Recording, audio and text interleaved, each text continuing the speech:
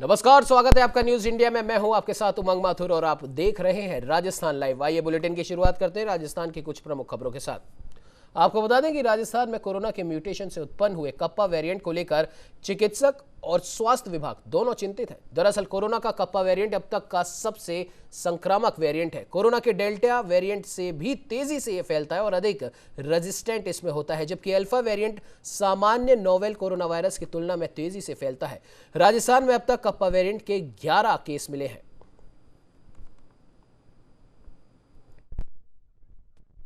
पहले भी बात आ चुकी है कि जो भी वायरल इन्फेक्शन होता है उसमें वायरस के अंदर म्यूटेशन होते रहते हैं। कोरोना वायरस के अंदर जब से इन्फेक्शन पूरे विश्व में, भारत देश में, अन्य प्रांतों में आया है, तब से लगातार म्यूटेशन हो रहे हैं और तरह तरह के म्यूटेशन देखे गए हैं। कप्पा वायरस भी एक म्यूटेशन है जिसके 11 केस हमारे राजस्थान में पाए हैं। 4 जयपुर में, 4 अलवर में, 2 बाड़मेर में, 1 भीलवाड़ा में। किंतु इसमें जब तक अब तक जो स्टेट निकल के आई है, जो अभी केस भी देखे हैं हमने, इसकी इन्फेक्शन दर तो बहुत ज़्यादा है। ये बहुत तेज़ी से लोगों को इन्फेक्टेड कर रहा है, कर सकता है। किंतु इसका जो इन्फेक्शन के कारण जो संक्रमण होता है उसमें वो पहले जो म्यूटेशन है उससे कम है, इसलिए डरने या घबराने की कोई बात नहीं है। तो वही होम्योपैथिक चिकित्सा विकास महासंघ के सदस्यों ने जोधपुर में आरसीए प्रेसिडेंट वैभव गहलोत, शेरगढ़ विधायक मीना कंवर सहित कांग्रेस के पदाधिकारियों से मुलाकात की। इस दौरान उन्होंने बताया कि होम्योपैथी के प्रति सौतेलेपन का जो व्यवहार किया जा रहा है, जहां आयुर्वेद विभाग में केवल 296 होम्योपैथिक चिकित्सक मिलकर संपूर्ण विभाग की 78% ओपीडी दे रहे हैं, तो वही 4476 आयुर्वेद चिकित्सक मिलकर 21% ओपीडी पर ही सिमटे हुए हैं। इसके बावजूद पिछले 8 वर्षों से कोई नियमित भर्ती होम्योपैथी चिकित्सकों की नहीं हुई है।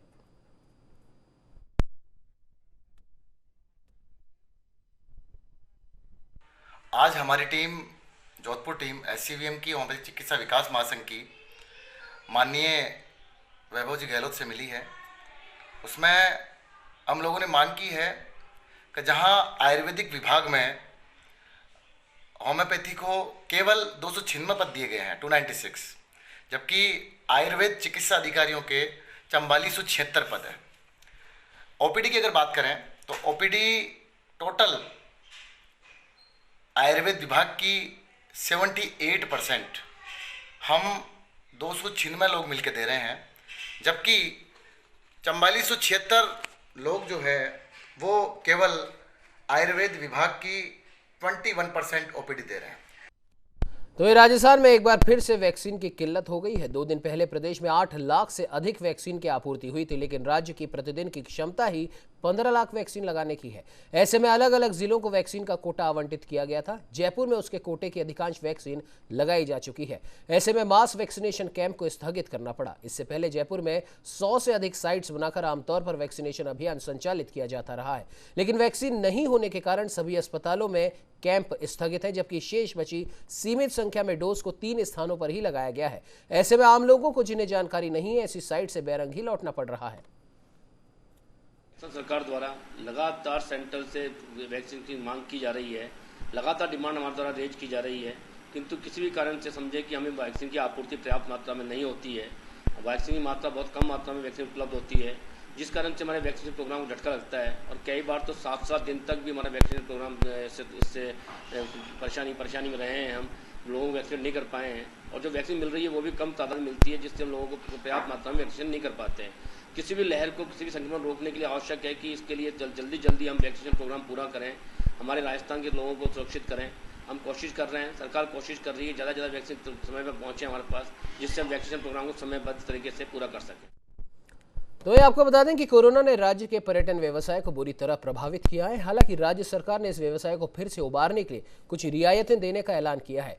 इस व्यवसाय से जुड़े लोगों का कहना है कि रियायती दरों पर ऋण से कुछ नहीं होगा जब तक कि आधारभूत समस्याओं को हल नहीं किया जाए।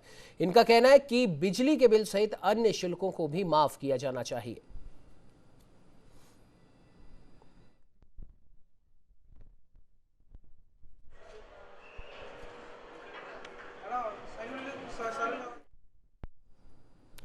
तो बीकानेर के सबसे बड़े पीबीएम हॉस्पिटल के आई वार्ड को द मदर केयर्स ने गोद ले लिया है। आपको बता दें कि यह आई वार्ड अस्पताल का महिला वार्ड है। वहीं द मदर केयर्स अब इस वार्ड को पानी और कूलर से लेकर तमाम तरह की चिकित्सीय सुविधाएं भी प्रदान करेगा, जिसकी पहली कड़ी में पीबीएम अधीक्षक कार्यालय में ट्रस्ट ने कई कूलर और पंखे भेंट किए। तो वहीं बीकानेर के जिला कलेक्टर नमित मेहता ने बताया कि इस तरह की व्यवस्थाएं अन्य भागों में भी हो, इसके लिए भी बीकानेर से जुड़े भामाशाहों को मोटिवेट किया जाएगा। इनको बहुत धन्यवाद देता हूँ कि इस प्रकार का एक जो अच्छा कल्चर है बीकानेर में, एक ट्रेडिशन है, लोग यहाँ पे अपनी मातृभूमि को उनको देने की एक भावना रहती, वो उसका ये उसको दिखाता है और इसको आगे बनाए रखे। और मैं सुप्रिंटेंडेंट साहब और इनकी पूरी टीम को भी धन्यवाद दूंगा कि वो इस प्रकार का काम कर पा रहे हैं कि जिससे लोग प्रेरित हो रहे हैं कि हम इस संस्था में कुछ डोनेट करें, संस्था को और मजबूत करें। और इसी तरीके से मिलजुल कर कोविड में जिस प्रकार से अच्छा काम हुआ, आगे भी अब कोविड नहीं है तो जो दूसरी बीमारियां हैं और एक बहुत बड़ा सेंटर है पीबी, तो वहाँ पे आवश्यकताएं संसाधन है उसकी भी रहती है, मानव संसाधन की भी रहती है। तो यथासंभव भामाशाह की मदद से, राज्य सरकार की मदद से उसको पूरा करके और अच्छे से अच्छी चिकित्सीय सुविधा यहाँ मिल सके, इसकी कोशिश है। रिनोवेट करवाएंगे, इसके बाथरूम वगैरह की सारी रिपेयर वगैरह करवा करके, वार्ड पूरे की वाइट वॉशिंग वगैरह करवा करके, जो भी आवश्यकता है वो करवा के। फिर इसके साथ साथ क्या वहाँ भी इस गर्मी के अंदर ठंडे हवा की बड़ी प्रॉब्लम थी, तो सबसे पहले हमने पहली कड़ी के रूप में वहाँ पर 9 कूलर्स, एक वाटर कूलर और गार्ड्स जहाँ बैठते हैं उनके वहाँ पर कोई हवा का प्रावधान वगैरह नहीं था, तो वहाँ पर एक पंखा लगाने का शुरुआत आज से किया है। इसके साथ साथ हमारे एक आदमी भी यहाँ रहेंगे जो इन सारी चीज़ को संभालते रहेंगे, डे टू डे बेसिस पर जो भी आवश्यकता होगी उसको करेंगे। ऐसा नहीं पंखे, कितने कूलर?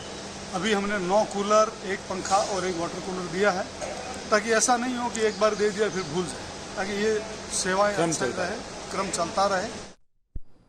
तो मैं आपको बता दें कि भीलवाड़ा में आज पेट्रोल डीजल के बढ़ते दामों का कांग्रेस कार्यकर्ताओं ने अनूठे ढंग से विरोध करते हुए पहले बाइक की शव यात्रा निकाली और फिर उसका अंतिम संस्कार किया। अंतिम संस्कार के समय कांग्रेस कार्यकर्ता दिनेश शर्मा ने अपने सिर के बालों का मुंडन भी करवाया और अंतिम संस्कार के समय पूर्वी ब्लॉक कांग्रेस अध्यक्ष हेमेंद्र शर्मा से खास बातचीत की हमारे संवाददाता राहुल कौशिक ने। पेट्रोल और तेल की बढ़ती कीमतों को देखते हुए आज ब्लॉक कमेटी द्वारा अलग प्रकार का प्रदर्शन किया गया। जैसे कि हम देख सकते हैं व्यस्तम मार्ग है भीलवाड़ा का, यहाँ कोई पुतला दहन नहीं हुआ है, यहाँ पर बाइक का दाह संस्कार किया गया है। हमारे पास अधिक जानकारी देने के लिए ब्लॉक अध्यक्ष हेमेंद्र जी शर्मा हमारे साथ हैं, आइए इनसे हम बात करते हैं। आज देश में तो पेट्रोल और डीजल की कीमतें दिन ब दिन बढ़ती जा रही है। वर्तमान में केंद्र में जो भारतीय जनता पार्टी की सरकार है और वर्ष 2014 में जब सरकार आई थी तब आपको अच्छे से याद होगा, इन लोगों ने एक स्लोगन और वादा किया था आम जनता से कि बहुत हुई महंगाई की मार, अब की बार मोदी सरकार। 2014 से 2021 आ गया है। हालात यह है कि जब 2014 में यूपीए की सरकार थी केंद्र में, तब कच्चे तेल की कीमतें 108 रुपये प्रति बैरल थी और वहीं डीजल की कीमतें 60 रुपये और पेट्रोल की कीमतें 71 रुपये हुआ करती थी। आम जनता उस वक्त भी उस स्तर पर जो महंगाई का स्तर था, पेट्रोल डीजल की रेटों का जो स्तर था, उससे घबराई हुई थी। उसके बाद जब आज 100 रुपये और 110 रुपये जो कीमतें आसमान को छू रही है, तो जनता मोदी जी से जवाब मांग रही है कि आप कहा करते थे कि जब भारतीय जनता पार्टी केंद्र में आएगी तो हम महंगाई पर नियंत्रण करेंगे। आज 100 रुपये में 35 रुपये केंद्र को उसका टैक्स जाता है, स्टेट का टैक्स मात्र 20 रुपये हुआ करता है। जब आप 35 रुपये 100 रुपये में से आप ले रहे हैं तो निस्संदेह आप इसे कम कर सकते हैं, अपने टैक्स में कटौती करके आम जन को राहत दिला सकते हैं, लेकिन आपकी मंशा, आपकी इच्छा नहीं है। आपकी मंशा जो है आम आदमी की जेब काटने की है, आम आदमी का जेब से पैसा लूटने की है। आप ये जो मातम बना रहे हैं, ये जो दाह संस्कार किया गया है, अगर इसकी गूंज दिल्ली तक नहीं पहुंची तो उसके आगे और किस प्रकार से विरोध किया जाएगा ब्लॉक कमेटी? हमने आज यहाँ एक अंतिम यात्रा, मोटरसाइकिल की अंतिम यात्रा, शव यात्रा निकाली है। हमारा ये मानना था कि एक वाहन जो पिछले कई दिनों से अपने घर में पड़ा था, उसके मालिक पेट्रोल की दरों में वृद्धि की वजह से उसे चला नहीं पा रहे थे, तो उसके सारे अंग खराब हो गए और उसकी जीवन लीला समाप्त हो गई। तो संकेतात्मक रूप में हमने ये अंतिम यात्रा निकाली है उस मोटरसाइकिल की, जिसका दाह संस्कार हमने शहर के व्यस्तम मार्ग चौराहे पर किया है। हम यह संदेश केंद्र को देना चाहते हैं कि मोदी जी अब भी जाग जाओ, आप लोगों को सिर्फ आश्वासन जहाँ से बेवकूफ़ बनाकर सत्ता में नहीं आ सकते। अगर जिस तरह आज इस मोटरसाइकिल ने दम तोड़ा है पेट्रोल की बढ़ती कीमत के कारण, आप ये मानकर चलें कि आम आदमी भी महंगाई से त्रस्त होकर इसी तरह अपनी जीवन लीलाएं समाप्त कर लेगा और इस सब की जिम्मेदारी केंद्र सरकार की होगी, मोदी जी की होगी और अमित शाह की होगी, जिन्होंने लोगों को झूठे झांसे दिए, झूठे दिलासे दिए, झूठे आश्वासन दिए। तेल की वृद्धि कीमतें बढ़ती जा रही है, उसके विरोध में आज एक बहुत ही अनूठा प्रदर्शन किया गया ब्लॉक कांग्रेस कमेटी द्वारा। अब देखते हैं इस मातम की आवाज़ दिल्ली तक पहुंचती है या नहीं पहुंचती है, तेल की जो बड़ी दरें हैं वो कम होती है या नहीं होती है। कैमरामैन गौतम पाई के साथ न्यूज़ इंडिया के लिए राहुल कौशिक। तो वहीं अब बात कर लेते हैं शिक्षा के क्षेत्र की खबरों से। जी हां, जहां प्रदेश में हाल ही में आरएएस का रिजल्ट आया है। आपको बता दें कि बड़ी संख्या में कई लोगों ने, और सबसे बड़ी बात यहां पर देखने वाली है कि आरएएस के इस रिजल्ट के अंदर कई ऐसे लोग भी हैं कि एक ही परिवार से 2 आरएएस भी बने हैं, और सबसे बड़ी बात यह है कि कोई सफाई कर्मी ने भी आरएएस की तैयारी की, उसने भी इस परीक्षा को पास करा। और साथ ही साथ आपको बता दें कि राजधानी जयपुर से भी आरएएस के रिजल्ट को जो फतेह करा है, आपको बता दें झुंझुनू निवासी निखिल पोद्दार की हम बात करते हैं, जिन्होंने टॉप 10 में जगह बनाई है और चौथी रैंक हासिल की है। निखिल पोद्दार की इस उपलब्धि को लेकर न्यूज़ इंडिया संवाददाता दीपक चावला ने की उनसे खास बातचीत। राजस्थान के अंदर हाल ही में आरएएस का रिजल्ट आया था। 2018 की भर्ती थी और लंबे इंतजार के बाद आखिरकार युवाओं को मौका मिला और आरएएस बने। अलग अलग आरएएस की अलग अलग सक्सेस स्टोरी है। काफी सालों तक कड़ी मेहनत करते हैं तब जाकर आरएएस बनते हैं। ऐसे ही एक आरएएस निखिल पोद्दार आज हमसे खास बातचीत करने के लिए हमारे साथ मौजूद है। बताएंगे अपना एक्सपीरियंस, युवाओं को मोटिवेट करेंगे। कई युवा है जो आरएएस आईएएस के सपने देखते हैं, लेकिन वो सपने कैसे पूरे हो निखिल पोद्दार हमसे बताएंगे। निखिल पोद्दार के बारे में बता दूं, पहले सीए रहे हैं और सीए में भी इन्होंने टॉप किया था और हाल में आरएएस में इनकी 4th रैंक बनी है, जो वाकई एक काबिल तारीफ काम है। निखिल जी, बहुत बहुत बधाई आपको। धन्यवाद, थैंक यू। क्या कुछ आप कहना चाहते हैं? मैं ये कहना चाहूँगा कि आरएएस की एग्ज़ाम जो है वो काफ़ी अभ्यर्थियों का सपना होता है कि वो आरएएस बनना चाहते हैं। काफ़ी डिफ़िकल्ट एग्ज़ाम है, तो अगर निरंतरता के साथ प्रयास करेंगे तो डेफिनेटली वो इसे क्लियर करेंगे। आप मेरे हिसाब से जब आप 11th-12th में स्टडी करते तब से आपने जिद थी कि सीए बनना है, फिर उसके बाद आरएएस बनना है? मैं स्टार्टिंग से ही जो है वो पढ़ाई में ठीक रहा हूँ, तो मेरे टीचर्स ने हमेशा मुझे मोटिवेट किया कि आपको एक सिविल सर्वेंट ही बनना है और आपको इसी फील्ड में जाना चाहिए। तो मेरा सपना यही था तैयारी करने का, पर चूंकि इसके लिए आपको कॉलेज डिग्री जो यानी बैचलरेट आप होनी चाहिए तभी आप ये कर सकते हैं, तो इसलिए मैंने कॉलेज के साथ साथ में सीए की जो मेरी प्रोफेशनल कोर्स है वो भी कंप्लीट किया। लेकिन मेरा सपना हमेशा से जो है वो सिविल सर्वेंट बनने का ही था। अब आप आरएएस बन चुके हैं, 4th रैंक आई है, बड़ी जिम्मेदारी आपके कंधों पर है। किस तरह से इस जिम्मेदारी को आप लेते हैं और किस तरह से आपकी कार्यशैली है वो रहने वाली है? बिल्कुल, जैसे सबको ये लग रहा है कि सफलता मिल गई है, लेकिन मेरा मानना है कि ये यहाँ से जो है वो मेरा प्रयास शुरू हुआ है। अभी तक तो जो था वो इस प्रारंभ के लिए था, अभी से जो है असली कार्य शुरुआत हुआ है। और मेरा जो फोकस है वो यही रहेगा कि जिस भी पद पर जो भी पद मुझे सौंपा जाता है, मैं उसकी सारी जिम्मेदारियों को जो है वो तन्मयता से, पूरे लगन के साथ और पूरी ईमानदारी के साथ उसे पूरा करूँ। और अगर मैं किसी भी एक भी परिवार या एक भी व्यक्ति की ज़िंदगी में एक अच्छी योजना को लागू करके अगर उसमें कुछ योगदान दे सकता हूँ सकारात्मक, तो मैं उसे पूरी लगन के साथ करना चाहूँगा। जो लड़ाई है वो लंबी चलती है, जंग जो है लंबी चलती है। ऐसा नहीं कि 1 साल मेहनत करी, पढ़ लिया और हो गया। 3 साल 5 साल मेहनत करनी पड़ती है। कुछ लोग फोकस्ड रहते हैं लेकिन फोकस आउट हो जाता है। इस बारे में क्या कुछ कहना चाहिए? जैसे आप फोकस आउट होने की बात करें, सोशल जो सपोर्ट होता है वो इसीलिए ज़रूरी होता है। अच्छे फ्रेंड्स होते हैं, पेरेंट्स जो होते हैं, वो इन सब के जो आपका सोशल सपोर्ट होता है वही आपको जो है वो समय समय पर आपको असलियत दिखाता है, आपको बताता है कि आप जो अपने लक्ष्य से हट रहे हैं या आप डीमोटिवेट हो रहे हैं, तो वो आपको सपोर्ट करते हैं, वो आपको मोटिवेट करते हैं, वो आपको कंटिन्यू मेहनत करने के लिए एनर्जी देते हैं। तो इसके लिए ज़रूरी होता है कि आप अपना सोशल सपोर्ट बनाए रखें। सोशल मीडिया पे देखा जाता है कि कुछ फेक वीडियो आते हैं, फेक न्यूज़ आती है जिसकी हम तैयारी कर रहे थे, उसके बारे में भी ऐसे मैसेज आते हैं कि कुछ लोग फेल हो गए। तो कुछ लोग नेगेटिव देखते हैं तो उनके माइंड में नेगेटिव आ जाता है, पॉजिटिव देंगे तो पॉजिटिव आएगा। तो इसको लेकर आरएएस निखिल पोद्दार आप क्या कुछ कहना चाहेंगे? फेक न्यूज़ की जो बात है वो तो जो अभी बहुत ही ज्वलंत विषय है पूरे वर्ल्ड के लिए। तो फेक न्यूज़ का काउंटर करने के लिए एक डिजिटल लिटरेसी बढ़ाना चाहिए। आपको कुछ भी न्यूज़ आप देख रहे हैं तो उसके सोर्स को वेरीफाई करें। अगर ऑथेंटिक सोर्स से न्यूज़ मिली है तभी उस पर भरोसा करें। व्हाट्सएप फॉरवर्ड्स पे या फिर ऐसे फेक आउट न्यूज़ पे भरोसा जल्दी से नहीं करना चाहिए, उसके ऑथेंटिसिटी को वेरीफाई करना चाहिए। मैसेज क्या देना चाहेंगे? मेरा मैसेज यही रहेगा कि ये जो नशे वगैरह की लत है इनसे दूर रहना चाहिए। अपना जो गोल है वो ऐसा सेट करना चाहिए कि आपको लगे कि हाँ डिफ़िकल्ट गोल है। जब तक अगर आपको लग रहा है कि एक बहुत इजीली अचीवेबल गोल है तब तक सोच लीजिए कि आपने अपना जो गोल अपने पोटेंशियल से नीचे सेट किया है, तो अच्छा गोल सेट कीजिए, उसके लिए कंटिन्यूटी बनाए रखिए, निरंतरता से मेहनत कीजिए, तभी आपको जो है वो अच्छा आनंद भी तभी मिलेगा। अगर आप अच्छा डिफ़िकल्ट गोल अचीव करेंगे तभी आपको अच्छी खुशी होगी। अगर आप अपना गोल ही छोटा सेट करेंगे तो अगर आप उसे अचीव भी कर लेते हो तो आपको वो सेटिस्फैक्शन जो है वो नहीं प्राप्त होगा। तो इसलिए बुरी आदतों से दूर रहें और अपने टारगेट को पूरा करने के लिए मेहनत करें। तो ये थे 4th rank Nikhil Poddar RAS, जो बता रहे थे अपना एक्सपीरियंस। इनका एक्सपीरियंस नए युवा, नए स्टूडेंट सुनेंगे तो उनको मोटिवेशन मिलेगा, और वाकई उनको मोटिवेशन लेने की ज़रूरत है। सहयोगी जितेश शर्मा के साथ दीपक चावला, न्यूज़ इंडिया, जयपुर। तो ये आपको बता दें कि राजस्थान में हाल ही में आरएएस के रिजल्ट डिक्लेयर हुए थे। वहीं एक ही परिवार के भाई बहन भी आरएएस बने हैं। दोनों भाई बहन सुभाष मान और अमिता मान जयपुर के मानसरोवर के रहने वाले हैं। अमिता की आपको बता दें 33वीं रैंक आई है, तो वहीं सुभाष मान की 284वीं रैंक आई है। न्यूज़ इंडिया संवाददाता दीपक चावला ने दोनों आरएएस भाई बहनों से की खास बातचीत। में राजस्थान में आरएएस के रिजल्ट आए हैं और कई जो अभ्यर्थी है उनका सपना सच हुआ है। लंबे सालों के इंतजार के बाद रिजल्ट आया है। सबकी अलग अलग सक्सेस स्टोरी है। कुछ एक ऐसी भी स्टोरी है जहां पर एक ही परिवार के 2 भाई बहन आरएएस में चयनित हुए हैं।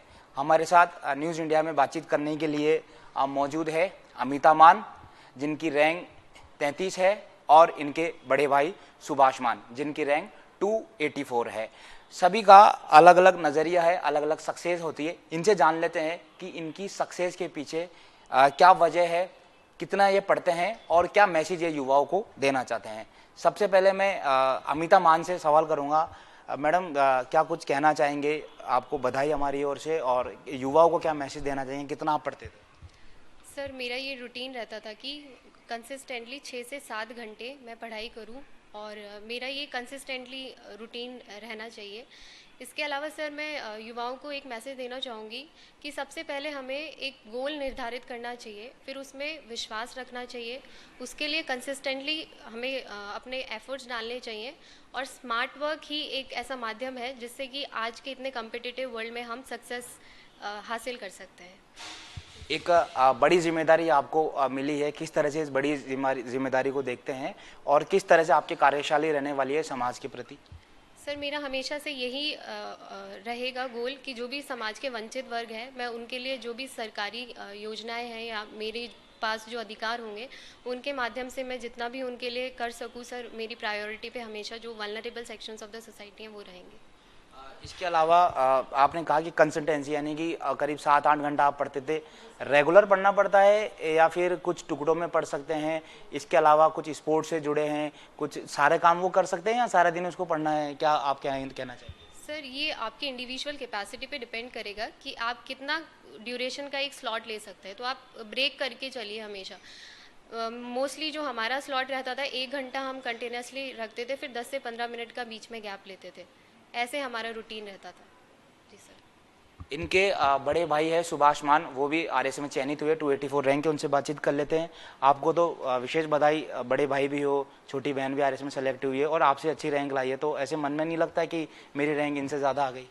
नहीं, ऐसा कुछ नहीं है। जिसका जितना हार्डवर्क होता है उतना ही पे ऑफ होता है। तो मेरी छोटी बहन ने कुछ ज़्यादा मेहनत करी मुझसे, तो इसलिए उसकी ज़्यादा अच्छी रैंक आ गई। और किस तरह से आप घर पे रहते हैं, साथ पढ़ाई करते थे, कैसे एक दूसरे की मदद करते थे, सहयोग करते थे? हाँ, हमारी पूरी प्रिपरेशन साथ में रही है। तो ऐसा होता था कि हम सिलेबस को आधा आधा डिवाइड करते थे, कि मतलब कुछ 2 सब्जेक्ट मैम प्रिपेयर कर लेती थी, 2 सब्जेक्ट मैं प्रिपेयर कर लेता था। तो जो हमारा कंपाइलेशन होता था वो ऐसा था कि 6-7 घंटे पढ़ते थे, लेकिन 2 बजे की होने वजह से वो 12 घंटे का हमारा स्टडी हो जाता था, कि मतलब 6 घंटे हमने पढ़ा तो 12 घंटे हो जाते थे दिन में। मैसेज क्या देना चाहेंगे? क्योंकि लंबा समय लगता है, 1-2 साल की बात नहीं, 3 साल तक मेहनत करनी पड़ती है। आजकल के युवा है जो लक्ष्य से भटक जाते हैं, गलत हरकतों में आ जाते हैं, तो मैसेज क्या देना चाहेंगे आप युवाओं को? मैं युवाओं को यही मैसेज दूंगा कि जैसे आपने बिल्कुल सही कहा कि आजकल के जो युवा हैं थोड़ा वो गलत दिशा निर्देश लेके कहीं गलत चले जाते हैं। मैं उनसे ये मैसेज करूंगा कि संघर्षशील रहो अपने जीवन में, एक टारगेट बनाओ, जैसे मैम ने कहा कि टारगेट बना के एक पॉजिटिव एटीट्यूड के साथ उसको चेज़ करो। क्योंकि मैं ये मानता हूँ कि मेरे पिताजी ने मुझे एक बात कही थी कि जो पढ़ाई होती है ना वो आपका सुधार करेगी, आपका समाज का सुधार करेगी, और देश का सुधार करेगी। और इन सब की वजह से एक व्यक्तित्व के अंदर सुधार आता है पढ़ाई की वजह से। तो युवाओं को ये मैसेज है, पढ़ाई करो और गोल सेट करो और साथ ही साथ जो आपका ड्रीम है उसको अचीव करो। कोई भी चीज़ आपको रोक नहीं सकती कभी। ये थे दोनों भाई बहन जो बता रहे थे, युवाओं को एक मैसेज भी दे रहे हैं।